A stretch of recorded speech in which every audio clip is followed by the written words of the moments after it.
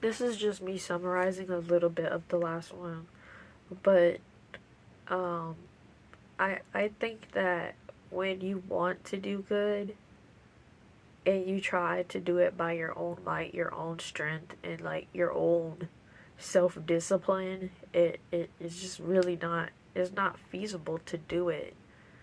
You really need Christ. You need people to hold you accountable. You need fasting. You need praying. You need the reality that you as a person are not meant to carry and fix everything, because if you were, um, then we wouldn't be here. Like, why would we be here if we didn't need help? Why was Jesus on earth with the disciples if, he was just meant to do it all alone? And I don't know. Well, actually, I do know. I think people, including myself, um, just think that if you sheer force it and you just try as hard as you possibly can, that everything will just work out. And it's not, that's not the reality. God allows things, and sometimes some things don't work out.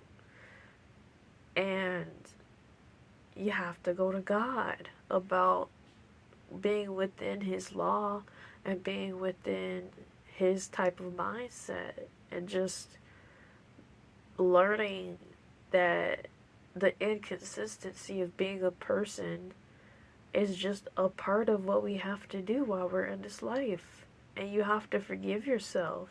And you also have to forgive the people around you, because God forgives us a ton.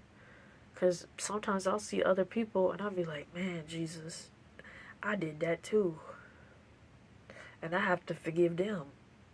Also, you forgave, I have to forgive them a lot, but you forgave me a lot too. And I'll just be like, man, I'm thankful. Or like, I'll meet people and I'm like, that's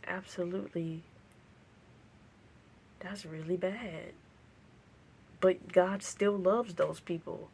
And it's like, you have to have grace for yourself and allow God's grace to cover your sins and cover your imperfection, because that's why he's here. That's why we're here. That's why we have purposes. That's why we have a story. We have a direction we're going, and we have a path.